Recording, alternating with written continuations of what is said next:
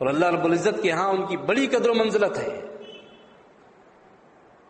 مسند احمد میں ہے صحیح سند کے ساتھ، اللہ کے نبی صلی اللہ علیہ وسلم نے ارشاد فرمایا کہ میرے اصحاب کو برا مت کہنا، ان کی ایک ساتھ کا عمل تمہاری پوری زندگی کے عمل سے زیادہ بہتر ہے۔ صحیح مسلم میں ہے، اللہ کے نبی صلی اللہ علیہ وسلم نے ارشاد فرمایا کہ میرے اصحاب کو برا مت کہنا، میرے اصحاب کو برا مت کہنا، قسم اس ذات کی جس کے قبضے میں میری جان ہے، کہ تم میں سے اگر کوئی احد پہاڑ کے برابر بھی سونا خرچ کر دے تو ان کے ایک مد یا اس کے آدھے تک بھی نہیں پہنچ سکتا۔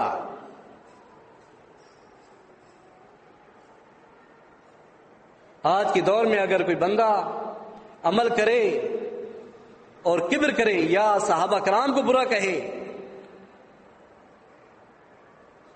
تو اس کا واضح مطلب یہی ہے کہ وہ ایمان والا نہیں ہے۔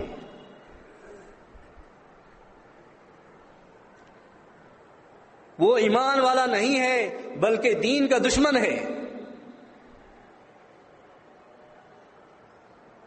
کیونکہ واضح طور پہ اللہ کے نبی صلی اللہ علیہ وسلم نے نصیحتیں فرما دی، بتا دیا۔ آج بھی اس دور میں ایسے لوگ موجود ہیں نعوذ باللہ جو صحابہ کرام کو برا بھلا کہتے ہیں، ایسے ہی لوگوں کے متعلق ہیں یہ باتیں۔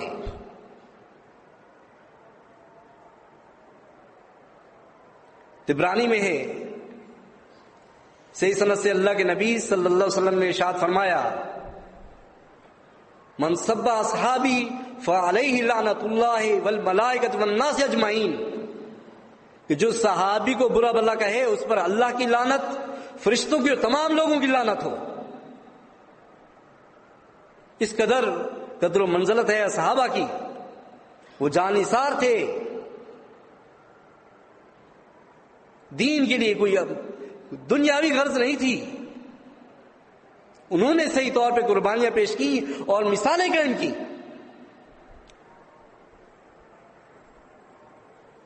صحیح بخاری میں موجود ہے، ہجرت کے بعد اللہ کے نبی صلی اللہ علیہ وسلم نے عبد الرحمن بن عوف رضی اللہ عنہ کو سعد بن ربیع انصاری رضی اللہ عنہ کا بھائی بنا دیا۔ وہ کہتے ہیں کہ میں ایک مالدار شخص ہوں، آدھا مال میرا آدھا آپ کا، میری 2 بیویاں ہیں، آپ پسند کریں میں اسے طلاق دوں، آپ اس سے نکاح کریں۔ اتنی بڑی قربانیاں کس لیے؟ کوئی دنیاوی غرض کے لیے نہیں، اللہ تعالیٰ کی رضا کے لیے، دین کے لیے۔ وہ ایسے لوگ تھے۔ جنگ بدر کا موقع ہے،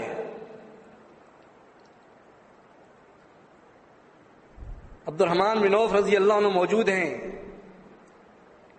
دائیں طرف دیکھتے ہیں کمسن لڑکا ہے، بائیں طرف دیکھتے ہیں کمسن لڑکا کھڑا ہے،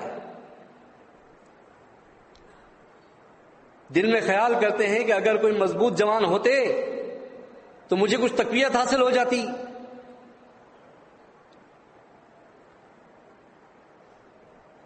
کیا دیکھتے ہیں کہ تھوڑی دیر بعد جو ہے سیدھی طرف سے ایک بچہ ان کا ہاتھ دباتا ہے اور دوسرے سے چپکے سے بات کرتا ہے کہ چچا جان کیا آپ ابو جہل کو پہچانتے ہیں؟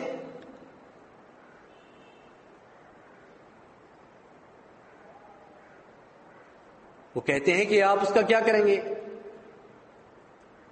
کیوں پوچھا؟ کہتے ہیں میں نے سنا ہے وہ اللہ کے نبی صلی اللہ علیہ وسلم کو برا بھلا کہتا ہے۔ اتنے میں دوسرا بچہ وہی سرگوشی کرتا ہے۔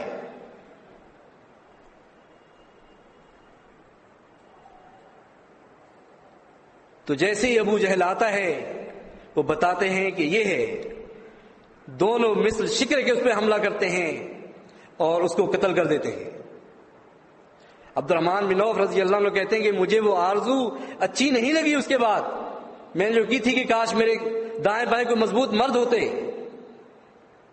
انہوں نے اتنا بڑا کام کیا، واپس آئے اللہ کے نبی صلی اللہ علیہ وسلم کو خوشخبری دی کہ ہم نے آپ کے دشمن کو قتل کر دیا۔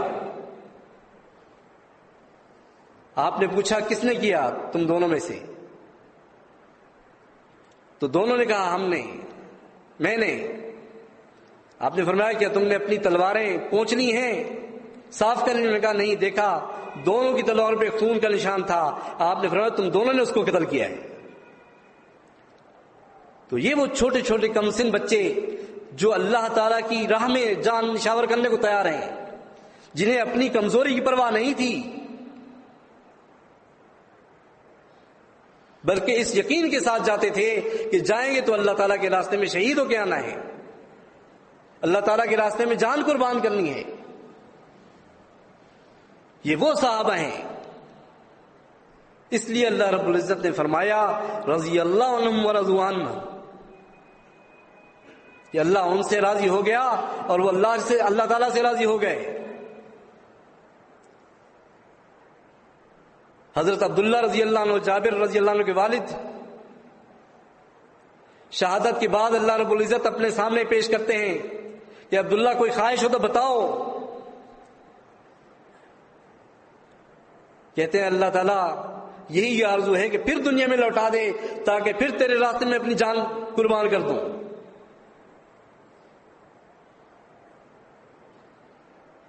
اس لیے اللہ رب العزت نے ان کی بڑی قدردانی کی، ان کو عظمت سے نوازا۔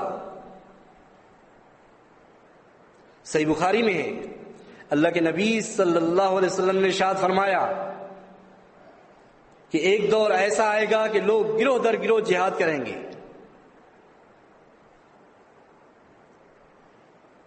پھر پوچھا جائے گا کہ تم میں کوئی اللہ کے نبی صلی اللہ علیہ وسلم کا صحابی موجود ہے؟ جواب ملے گا ہاں ہے۔